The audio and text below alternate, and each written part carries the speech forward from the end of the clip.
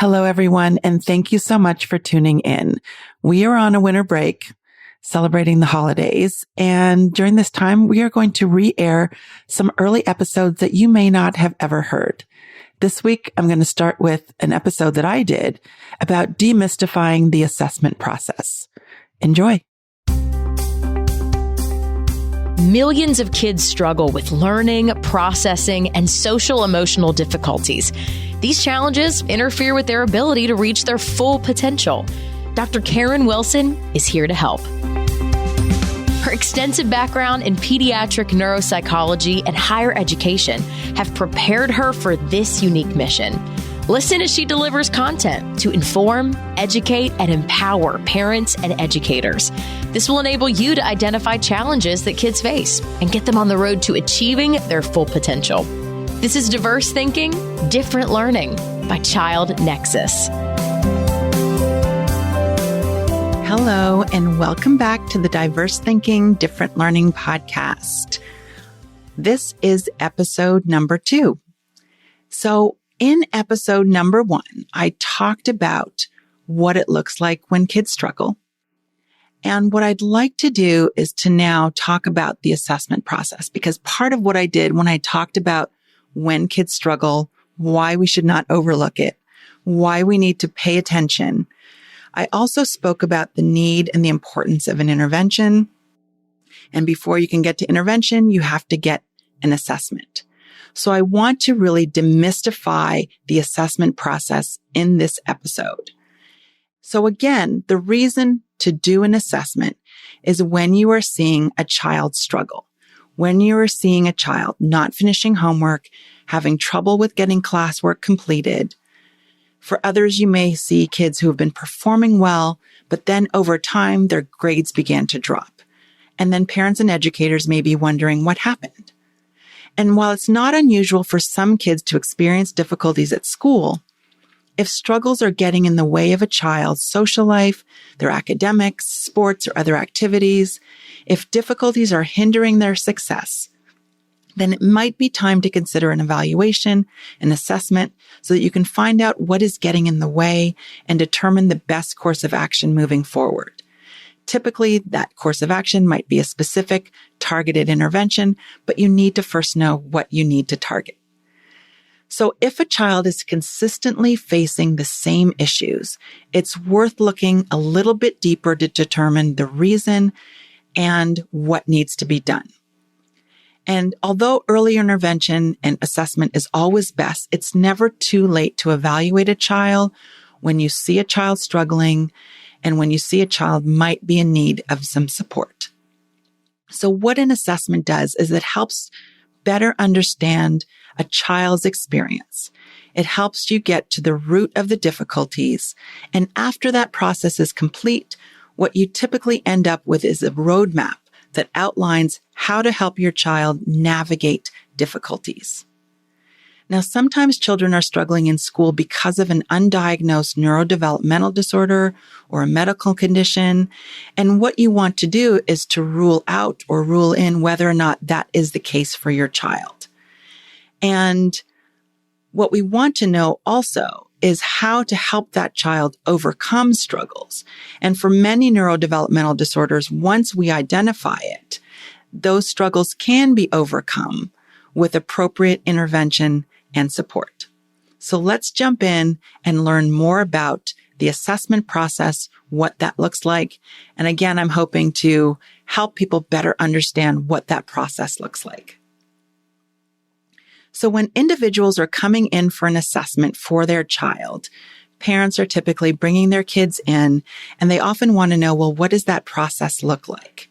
And they've heard that there are a number of tests that are administered to their child, that are administered to kids. But really what is important to know is that the assessment is so much more than tests that are administered. So the testing is part of the assessment, but it's not the complete assessment. The assessment actually begins when you first communicate with the parents, when you're gathering information from them about what it is that they're observing. So an assessment will typically involve an interview with parents. So in our practice, that interview can be anywhere from an hour to 2 hours, depending on the history that we need to get from those parents and how much is involved, how much history there is. And the interview with parents gives us information about that child, and we get information from pregnancy, birth and delivery, early developmental milestones. We want to get family history, medical history. All of that information is important. And it's important because it helps us to identify whether or not a child has risk factors for a particular neurodevelopmental disorder. Some neurodevelopmental disorders are more common in kids with certain risk factors, like premature birth, extremely low birth weight, issues that occurred during birth and delivery, things like reduced oxygen or oxygen deprivation at birth can put kids at increased risk for neurodevelopmental issues or areas of difficulty.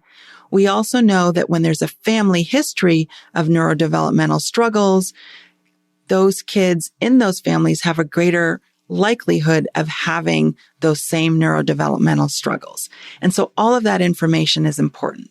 So we're going to be asking about, in the assessment process, we are going to be asking about, again, pregnancy. Was that a normal pregnancy? We're going to be asking about birth and delivery. We're going to be asking about those early developmental milestones. We want to know whether or not the language issues that you're observing now were observed early on. So we're going to be asking questions about when a child first spoke, said their first words, started to put words together to express thoughts and ideas.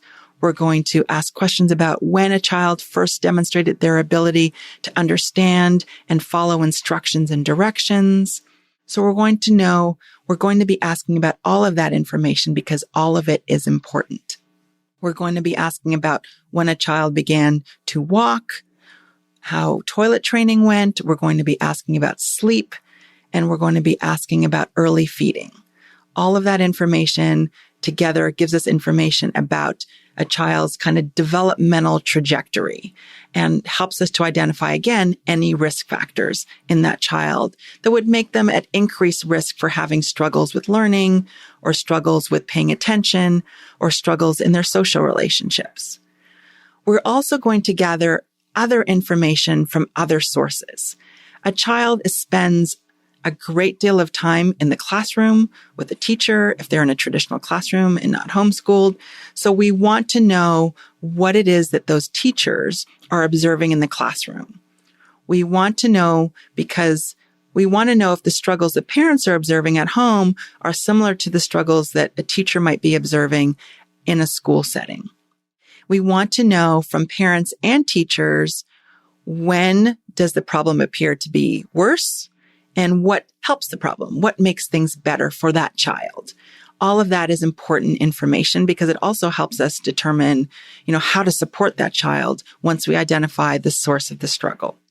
And so teachers are really important sources of information because they're observing that child in the classroom, on the playground, in solo activities, in group activities, and they're looking at a child's response to different modes of instruction. An assessment is also going to involve behavioral observations. So in some instances, we will be looking at a child in their classroom environment. So we're going to go to the school and we're going to observe the child in a classroom. We're going to observe transitions from one class to another. We're going to observe the child in classes where they struggle and in other environments where they are thriving and doing well.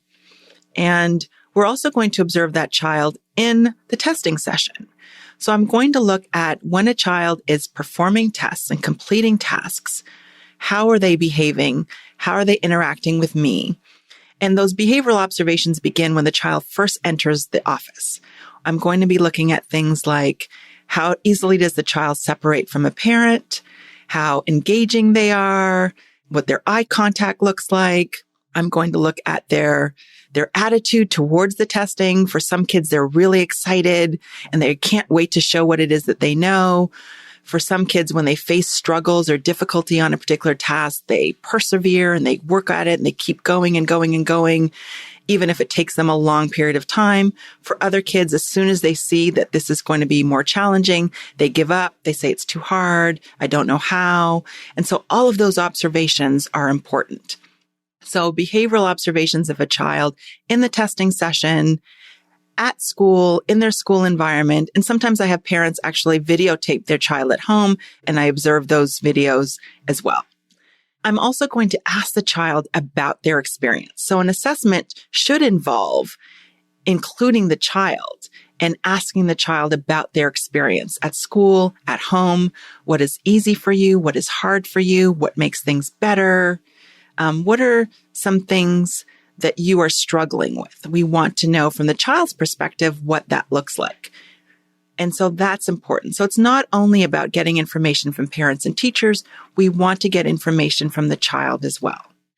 And then part of that information is not only in an informal interview, although you can also have structured interviews. We also give rating forms. An assessment will often include standardized rating forms or questionnaires that are given to parents and teachers where they evaluate a child and they endorse certain symptoms or behaviors or observations, and they rate that child in terms of whether or not they see that behavior, that symptom often, sometimes, never. And then all of that data is collected to help us determine whether or not a child is demonstrating more difficulties than you would typically see in a child that age, that grade level, or is a parent reporting things that you would typically see in a 6-year-old boy or in a 13-year-old girl. So all of that information is important. And then we also include the testing, right? The testing is when the child comes in for the assessment to complete tasks. And it's typically done in a one-on-one setting where the person who's doing the evaluation and doing the assessment gets to observe how the child completes the tasks. And so what I'm going to do is to talk about the different domains that are typically included in an assessment. It's important to keep in mind that the domains being evaluated will differ depending on the type of assessment being conducted. And we'll talk later on in subsequent episodes about the different types of assessments. But again, if you're doing kind of a comprehensive evaluation where a child is coming in and you don't know why they're struggling and you want to figure it out, typically you're assessing a number of different domains because you want to really get to the root of the problem and rule things out. One of the areas that is assessed is intellectual functioning or general cognitive abilities. And so that's kind of a big term for assessing a number of different abilities that fall under the umbrella of intellectual functioning, but it's typically asking kids to complete tasks that they've never been asked to complete before. So they're new, novel, unfamiliar tasks, and they have to draw on their experiences, on their ability to figure things out in the moment, to problem solve, to complete the task successfully. And there are verbal tasks of intellectual functioning, visual spatial tasks of intellectual functioning. There are tasks that are timed, those that are not timed. There are tasks that involve attention and working memory. And so by giving tasks of intellectual functioning or general cognitive abilities, you're getting a child's profile on a number of those different subdomains. So you're getting their performance in verbal versus nonverbal, attention and working memory and processing speed. And oftentimes that pattern of performance across those different areas that fall under the umbrella of intellectual functioning can give you some really good information about a child's functioning. It also is often used to determine whether or not there are global delays in a child. A child who might be struggling in school, one of the things we might want to know is this a specific learning disorder, or is this a global developmental delay that's impacting a number of different areas, including academic performance? And so a measure of general cognitive abilities and general cognitive testing will help us to figure that out. Another domain that needs to be assessed, that is typically assessed in an evaluation, is academic achievement, which is oftentimes the reason why kids are referred for an assessment or an evaluation. It's because we want to find out how a child is performing in reading, writing, and math. And we're going to look at those three areas in a number of different ways. So in the last episode, I said that kids can struggle with reading for a number of different reasons. So when you're doing an assessment, when assessment is performed, you're looking at phonological processing or phonics, a child's ability to sound out words. You're looking at their ability to read accurately, to read quickly, and you're looking at their ability to read and understand what it is that they've read. So we're looking at reading comprehension. For writing, we're going to look at spelling. We're going to look at writing at the sentence level and writing at the essay level or the narrative writing level. For math, we're going to look at the ability to complete math calculations and also the ability to solve math word problems. So math conceptualization. So again, and the reason for looking at these academic areas in a number of different ways is because we want to know where things break down, where things are breaking down for that child, so we know where exactly to intervene when we're developing an intervention plan. Another thing that we look at when we're assessing academic functioning is we want to know how children perform under timed and untimed conditions. And that's often important because for some kids, they don't have a difficult time understanding particular concepts. And I'll use math for an example. They don't have any difficulty with the concepts of math, but they just can't perform math calculations or math word problems quickly. And so that's important because the intervention or the accommodation for that child is going to be different than for a child who doesn't understand math concepts or doesn't have a good understanding of number sense or math facts. Another domain that's assessed is attention and concentration. And when we assess for attention and concentration, we're assessing for that because there are a number of processing issues that can interfere with learning, and attention is one of those. So we want to look at a child's ability and an adolescent's ability to pay attention for a short period of time and that person's ability to pay attention over an extended period of time. And that's important to look at both because some kids can pay attention for a short period of time, but they can't sustain their attention over an extended period of time. We're going to look at a child's ability to pay attention to things that he hears versus things that he sees, because those are different ways of taking in and focusing on information. And for some kids, it can be different in terms of the best way that they can pay attention and engage in a classroom setting. We're going to also look at, in an assessment, memory. We know that learning and memory is critical for kids in an academic setting because they have to remember information that's presented to them in the classroom so that the next day when the teacher picks up where she left off, they can draw on that information, pull that information out of their memory, connect it to new ideas that are now being explained in the classroom, and then it helps them to continue with the learning process. And so we want to know how learning and memory is developing, has developed. So we want to pay attention to a child's ability to encode information into their memory and then retrieve it when they need it. And then after there's been some distraction, after they've done other things, can they come back and still remember that information that was presented to them earlier?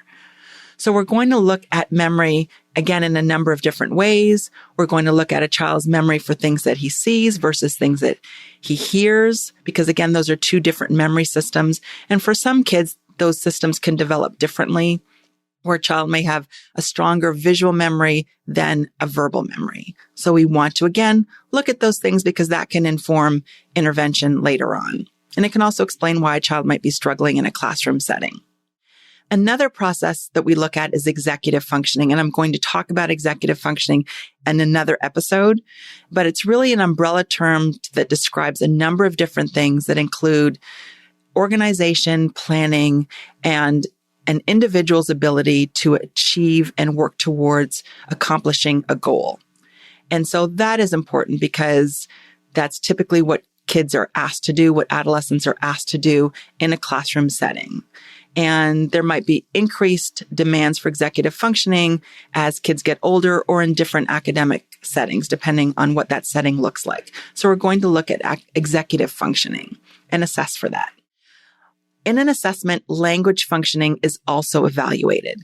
And typically what is assessed is expressive language, a child's ability to express his thoughts and ideas? Do his thoughts and ideas come out of his mouth the way that he intended? We're also going to look at knowledge of vocabulary words, what words mean, similarities between words. And then we're going to look at receptive language, a child's ability to understand information that is presented to him. And sometimes kids who have receptive language issues may struggle with following directions or instructions. So that's important to evaluate for receptive language issues if they're there, because again, the intervention for a child who's struggling with language-based issues is going to be different than a child who's struggling with an attention-based issue. The other thing we're going to look at is visual, spatial, and visual motor functioning. And those domains are important because they really help us better understand how a child perceives information that he sees. And often that's important when kids are copying information from the board. We also want to look at motor coordination, fine motor skill, because that can impact a child's ability to hold a pencil, to write, to copy information. So it becomes important as well, particularly if kids have to copy information and write quickly and accurately. Sometimes kids are struggling with writing because of a developmental coordination issue that's based in fine motor skills or difficulties with fine motor skills. And so we want to be able to identify that so then we can get, again, the appropriate intervention.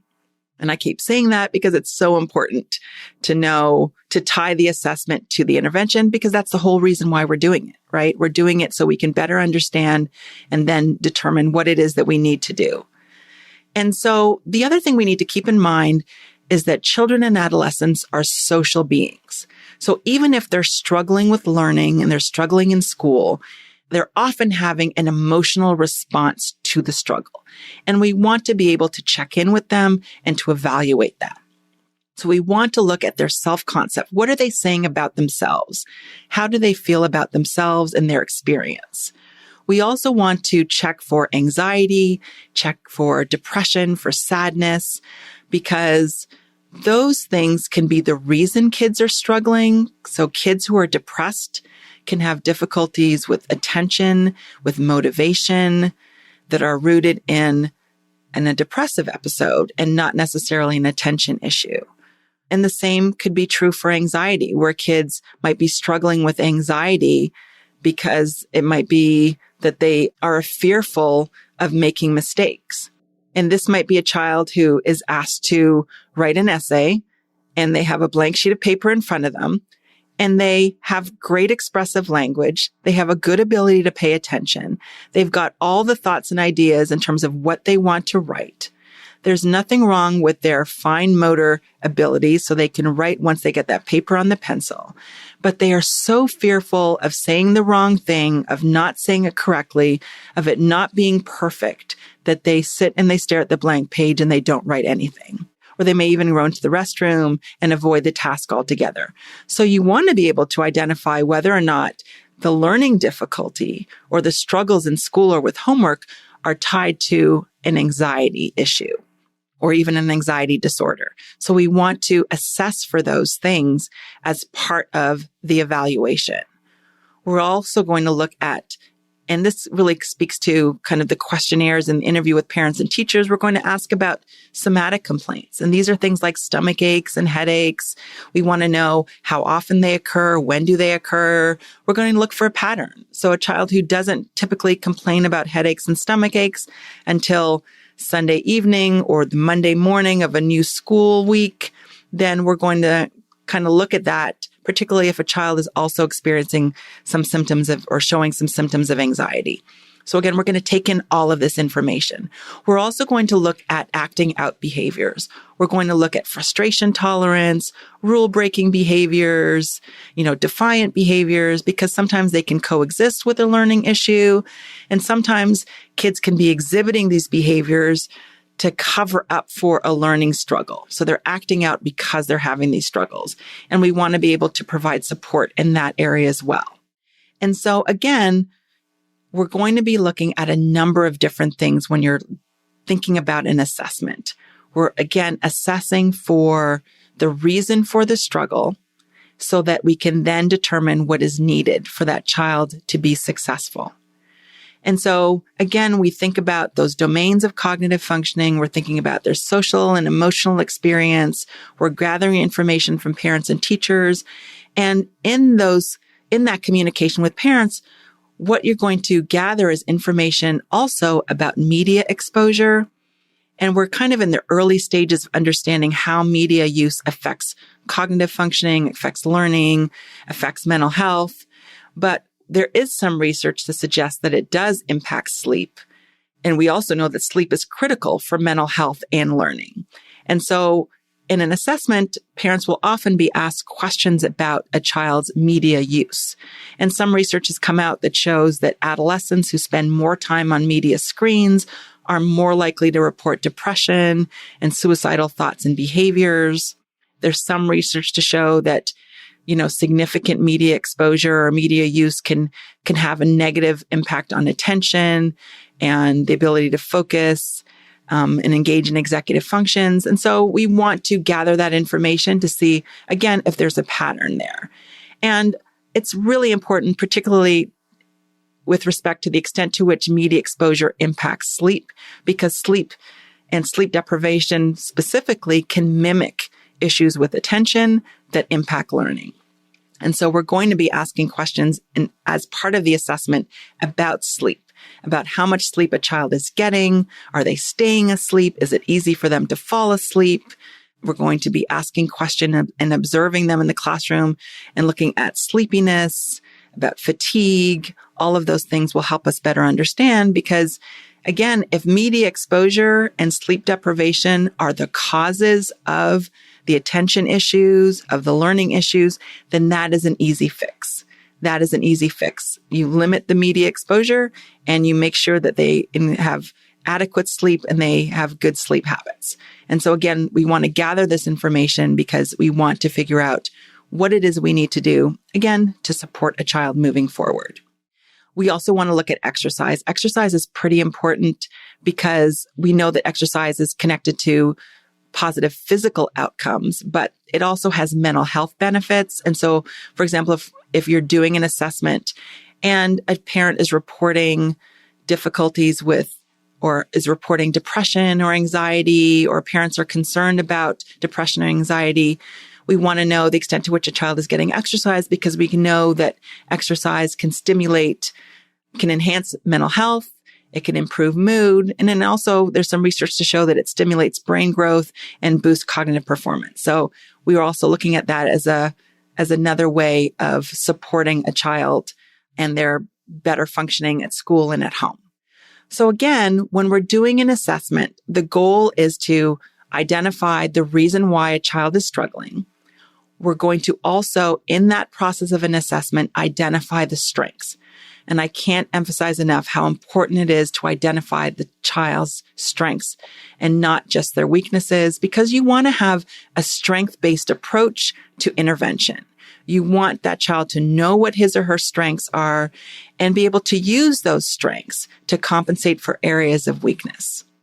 We want to know when we do the assessment, when we gather all of that information, we analyze all the information, if there is a neurodevelopmental disorder, if there is a specific learning disorder in reading, in writing, in math, if there's an attention disorder, because that will tell us, again, the type of intervention that is needed to help that child better access the curriculum and be more successful at school, at home, on the playground, on the soccer field. So all of that information that we gather during the assessment will help us to, again, understand a child's profile, to understand their struggles, and helps parents and educators have patience and insight and know how to help that child. And again, we also want to know if there is a learning disorder. And it is important. It's not the sole reason why we're doing an assessment, but if you're doing an assessment, it's one of the things that you will typically determine or rule out. Is there a learning disorder? And we're going to do some episodes about different types of learning disorders, what they look like, what are some specific recommendations and interventions that target those particular learning disorders. But what we do know about learning disorders is that when a child has a learning disorder, what that means is that they have academic skills that are substantially below what you would expect for a child his or her age. And not only are they experiencing difficulties, those difficulties are interfering with their ability to perform academically and may even be interfering with their activities of daily living. And again, that's typically confirmed through an assessment process, and then we can make recommendations moving forward.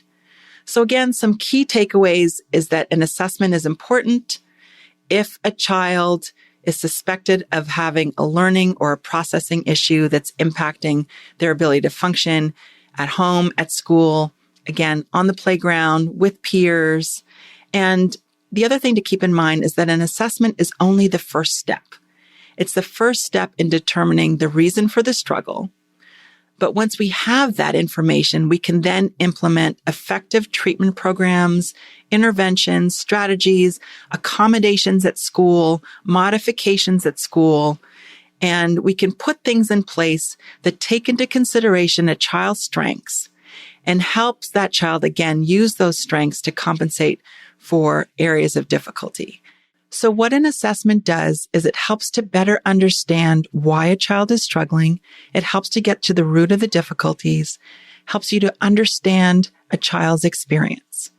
And then you get a roadmap that outlines not only why the child is struggling, but how to help that child navigate difficulties and how to help that child overcome their struggles so that they can thrive. I hope that you found the information I shared in this episode helpful.